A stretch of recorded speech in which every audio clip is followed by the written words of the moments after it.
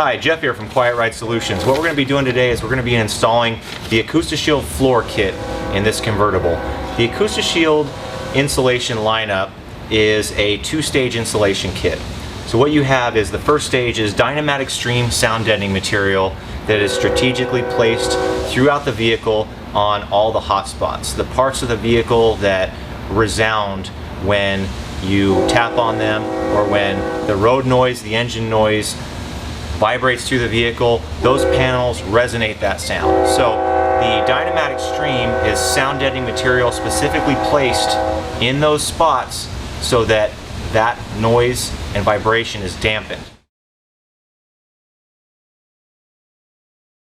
Okay, as you can see, this is the Dynamat layout for this kit. You can see that there are G's, there are J's, there are L's, and there are M's and N's. And each one of those pieces of Dynamat is a different size and shape.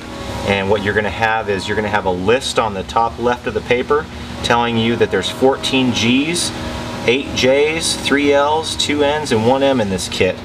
And once you lay those pieces out, you're going to install them. So this kit makes it very simple on where your Dynamat needs to go. It leaves the guesswork out of, am I doing it right? Am I putting it in the right spot? We've already figured out what the best spot for this Dynamat is by looking at the vehicle and over the years knowing what part of the vehicle responds better to sound deadening material and what part of the vehicle doesn't need sound deadening material. Okay, so as you can see, the Dynamat comes pre-cut in various sizes and shapes. These are just a few as an example. We must have anywhere from 15 to 20 different sized Dynamat pieces that go in these kits, and the instruction sheet will have the letter corresponding to each Dynamat piece. As you can see, this is what we call a J, and this is a piece of Dynamat meant for a more compact area where there's structural ribbing around it, or a very compact area of the vehicle that this is placed on. This is what we call a G. It's the 2-inch wide longer strip. Here's in what we call an E. It's a larger panel meant for a bigger flat surface, and you'll have multiple pieces of each specifically for the kit. The Dynamat is paper backed, it's self-adhesive, so you do not need a spray adhesive for this. And as you can see, what you do is you peel the paper backing, and it's very sticky. Dynamat is inherently sticky through and through, so once you get the paper backing off, you're good to go. But sometimes, as you can see, it can be a bit of a bear to get that first tab going. So once you get that paper peeled back, you can see it's very sticky. Okay, so the installation instructions is going to tell you how to lay out your Dynamat kit, get all those pieces positioned. You can even peel the paper backing, fold it back before you lay it down, and when you set that piece in place according to the instructions, lay them all out and then pick them up one by one, peel the paper backing off, set it back down, use your Dynamat roller included in the kit, roll it down, and move on to the next piece.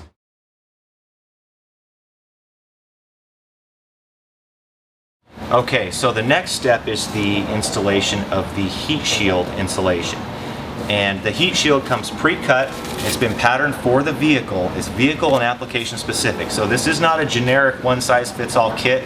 This is not a partially fit kit that you have to trim to fit. This is not a universal kit. This is an application, make, model, year specific insulation kit. So you do not need to worry about getting something that you pay money for and you have to spend a bunch of time and effort trying to make it fit. This kit has been patterned for the vehicle that you are purchasing it for. You can see, like I said earlier, the pieces can be quite interesting shapes, and once they start laying in the vehicle and position, all these pieces are notched and relieved for reasons. There's a feature in the vehicle that necessitates the reliefs and cutouts because it does go around all those features. This kit is meant to fit perfectly. So we'll get to the actual installation of this here in a second, but as you can see, the HeatShield insulation is a 3/8 inch thick FiberTech insulation. This has an R value of about 16.4.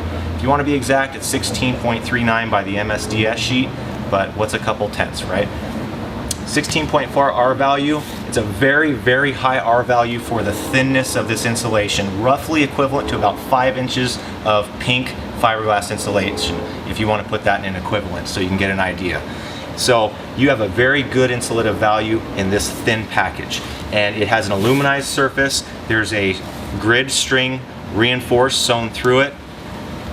You can see the insulation backing. It's blue in nature, in consistency. It is a cotton fiber insulation.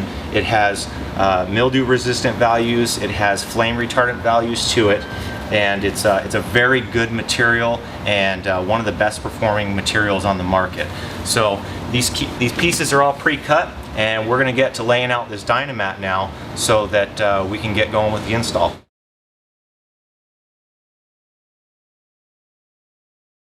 Okay, so what I've done now is I've positioned all my Dynamat.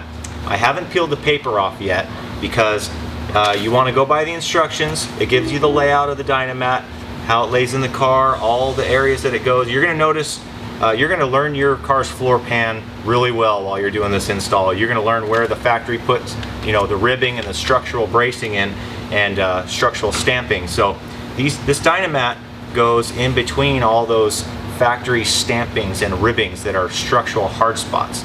We don't put Dynamat on those portions of the vehicle because those are hard parts. They're reinforced by the factory when they made the floor pan. So it's Dynamat going on that particular part of the vehicle is pointless. It's a waste of time, it's a waste of money, and it's a waste of weight you're adding to the vehicle. So we've laid this Dynamat kit out by the instructions. I just followed these. It's almost like a paint by numbers. You're painting by letters.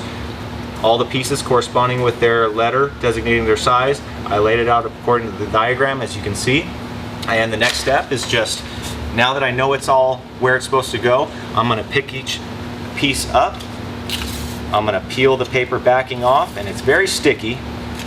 And just take your time and peel the paper off completely and reposition it. And you can position this and pull it up. It's not going to stick terribly bad just laying it down lightly.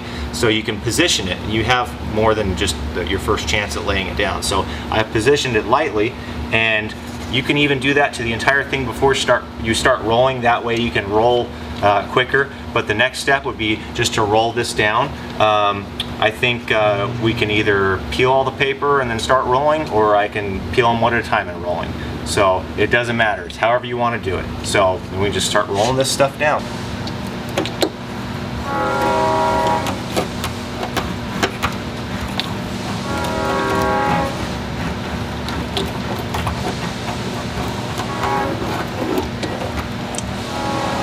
Alright, so that piece is installed, and we're just going to move on to the next piece. Peel the paper backing off, discard the paper, lay it back in its spot you had it positioned in, and then roll that one down as well. It doesn't take too much force to roll this stuff down, just normal application. You don't have to press down too terribly hard. And let's get the rest of this stuff in, okay?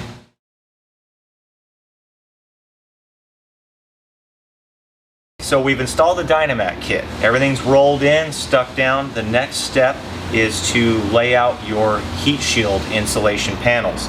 I'm going to start on the passenger side over here. We've got our HeatShield piece, one of them right here. You can see that the HeatShield is cut out for various features in the vehicle. This is either a seat mounting post. This looks like the seat mounting post. You can see there's the seat belt mounting areas as well. So when you lay this in, it lines up those holes with your seat mounting holes, and this panel is fit in. It goes up to the edge of this cross brace here, the frame spar. So let's dry fit all of this. You can see this is pre-cut, ready to fit in.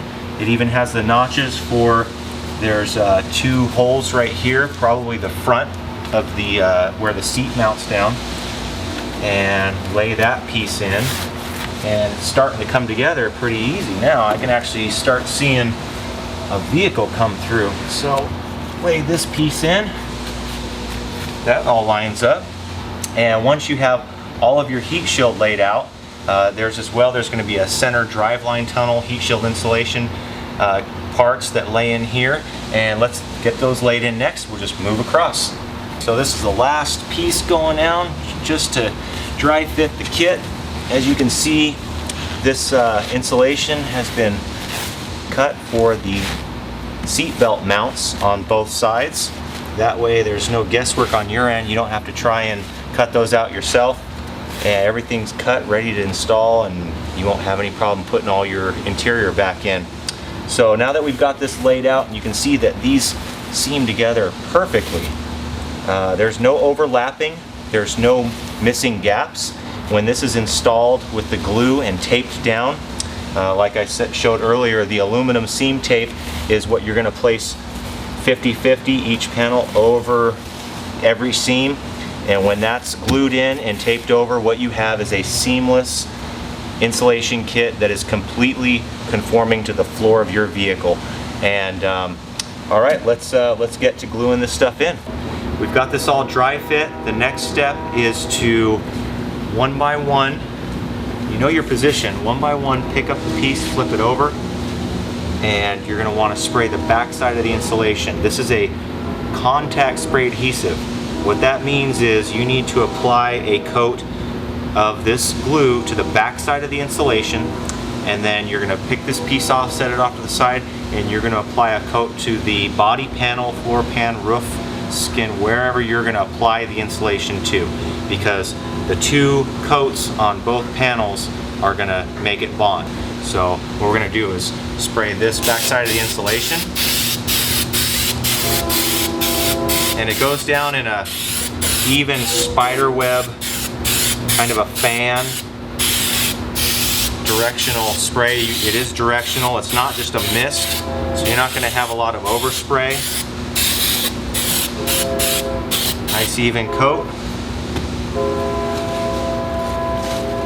Set this off to the side, face up, mind you, the part that you just sprayed. And then next step is to spray the panel where that place is going to go. So you want to spray this side evenly as well.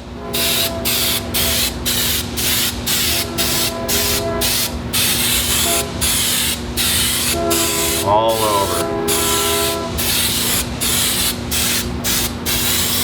And that's good. And then what we're going to do, we're going to pick this back up. This is slightly tacky, it's not coming off on my hands, but you can tell that the glue is still moist. It's not sticky to the touch, and it's not going to get liquid all over your fingers. It's mostly dry already, but what's going to happen is when these two surfaces meet, it's going to stick down. So remember where you line this up, because those mounting posts for your seat, I'm using that as my guide because that's the easiest feature to see right there, and the edge of the floor pan right there. You can lay it in very lightly at first to get your positioning just right, and if you have to, you can pick it up and readjust it. It's very easy to do.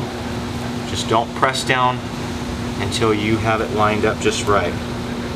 Looks like we have that lined up just right. Press down with your hands all the way over. All over. And this insulation piece is on. Continue that step for the rest of the pieces, picking them up one at a time, spraying the glue, repositioning just how you picked it up, and you'll get this done in a pretty quick amount of time.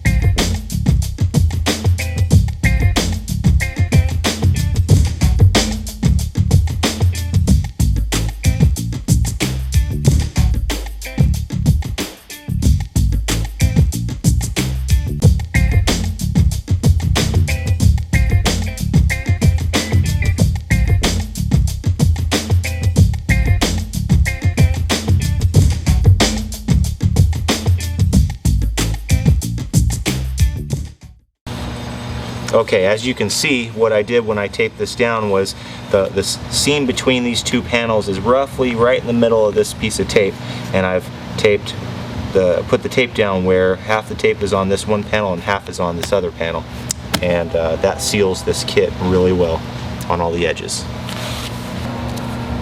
Okay, pro tip for you. One thing I found doing installations is always leave some tape hanging off the paper. It just makes it easier to continue peeling and ripping, whether you want to cut it with scissors. Just make sure you have a piece of the paper still sticking past the edge. That way you're not spending your time trying to find the edge of the aluminum foil tape with your fingernail. Just makes installation go a lot quicker on the taping side. So, alright, so everything's glued in, taped down. The next step is to put your carpet back in, start putting your seats back in. This vehicle is at a point where it's going to start having the dash put back in. As you can see, we have one of our firewall insulators in. We do make firewall insulators for hundreds of vehicles. Same thing with the pre-cut insulation kits. As a recap, under this kit is the Dynamat Extreme sound deadening material. You saw us put that in. Then the HeatShield insulation. It's a two-stage insulation kit. What you get is you get a high R value of insulation, you get a good sound deadening from this kit, and that's the whole purpose of this kit. Sound and heat insulation. And you're going to be amazed at the before and after effects of putting one of Quiet Ride Solutions AcoustiShield kits in, as well as our firewall insulators. It's going to make a drastic difference in the vehicle's performance and enjoyability.